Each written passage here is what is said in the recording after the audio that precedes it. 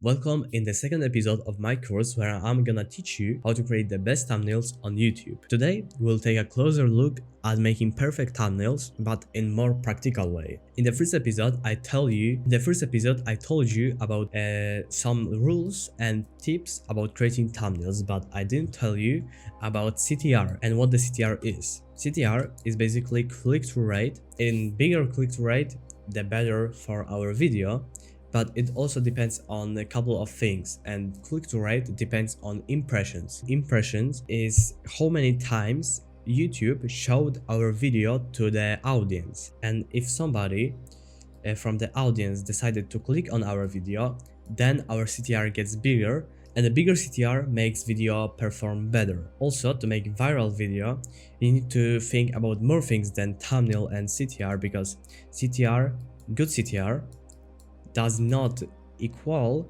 a viral video. You have to think also about other stuff that we are not going to talk about this course, because it's editing, it's script writing and stuff like that. But without CTR, there is no viral video, but with only CTR and other things on the very low level, there is no viral. So basically, to make video viral, you need to have a lot of things well. How to make the best thumbnails. I'm gonna show you even more rules about these thumbnails that I didn't show you yet. And the first thing is never do more than 3 major elements, because you should keep thumbnails simple and interesting. Too many elements make viewer have to look too long at the picture, and this is too hard to understand what is going on. But when we have max 3 major elements, we can understand the thumbnail easily. The next thing, background. Background examples should perfectly match our thumbnail and should contrast with the colors used on the thumbnail. Basically, on this thumbnail right here, the background is very distracting. Like, there is too much texture on this and it makes harder to understand. Also, main elements over here are hard to see, but these thumbnails use simple background and contrasting with main elements. They are not distracting for viewers, so they're gonna work perfect. You can check right here. It's basically absolutely amazing contrast between purple and red and the white text. Right here there is simple black background with texture. Here is pink background with contrasting yellow color, and there is change background from this thumbnail over here. And we can see the difference. Maybe it could be a little bit better. I personally would use something black, but the white with the vignette isn't that bad and is absolutely better than this one.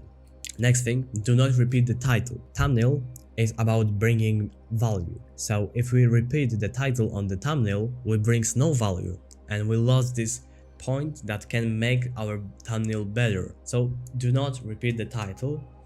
And there is a very nice example of this. Elon Musk's best trick is the title, and on the right side, this changed everything. It built this intrigue, interest, and it's not repeating the title, so we are bringing more value to the thumbnail, and these chances that the viewer will click on these thumbnails are basically going up. Do not add poorly visible elements. It's completely a waste of time. Viewers ain't gonna see this, and we are just wasting time, and we are just bringing mess to our thumbnail.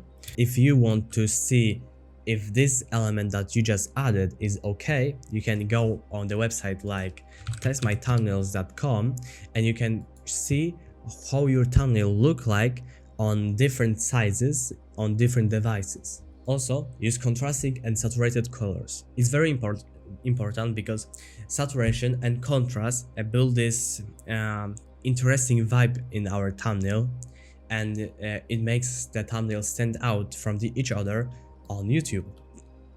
Basically, the thumbnail on the left side, it feels very boring, but the thumbnail on the right side, it feels very interesting. It's more vibrant and brighter, and also this picture will stand out from each other. And again, if you want to see if your thumbnails stand out from each other, you can use testmythumbnails.com. I am personally using this site. It's not promotion. I am using this on every thumbnail, almost every thumbnail, so it's very good way to test your thumbnail. And remember, if you add in contrast and the saturation, you have to remember not to do too much, because if you do too much and it's gonna be too saturated, too contrasted, it's gonna look very bad. So avoid this mistake. Another, use controversial, interesting elements and quotes. With this thing, we build intrigue in our thumbnail. This thumbnail is reaction thumbnail, when we can feel emotions from the owner pixel, from the face we recognize. This red arrow point us the thing that is the main element of the thumbnail and probably main element of the video, and we are curious what is going on here. This thumbnail hit almost 900,000 views. Why this thumbnail is so good? It's so simple. It's one of the most simple thumbnails I ever seen, but it's so good because the topic was on the top when this video was published. That is the first thing, but it also nothing crazy. It just tells us about what the video is, and people are just curious what happened to the bodies. That's it. That's so simple. We give the viewer what they want. Nothing crazy. Also, make more than one thumbnail for one video. If we have more than one thumbnail, we can always change the video thumbnail and see which one looks better and performs better for the statistics. We want to put on our video the best thumbnail possible, and sometimes the guessing which thumbnail will work and only using one is kinda like a gambling, because when you have only one thumbnail, we are risking so much, because this thumbnail might be flop and the CTR will go down and our video will perform so much worse. But when we have more than one thumbnail, and even better if we have more than two thumbnails, and when we have two different types of thumbnails with different ideas, with different layouts and completely different options, it's the best possible situation. Because we basically, if this thumbnail works, not bad, but it could be better, we can add some small changes. But if this thumbnail performed terrible, I think it's time to change completely different, and it works in the two sides. And this is called basically YouTube A/B test, and how it looks like. We upload video, if CTR is low and impressions are low, we should change the thumbnail because the video is not getting impressions. But if CTR is low but impressions are high, we should keep to this for now. But of course, you can also change the thumbnail if you feel like it's you can change the thumbnails also when the video is old and you want to give this second breath. And the last thing is to avoid minor elements.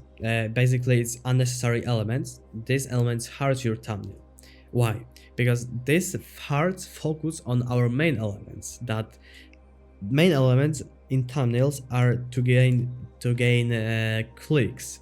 Our viewer is losing attention and this focus on main element because of the minor elements in the background that are completely unnecessary. We are just losing these chances to get click. So let's take a look on this.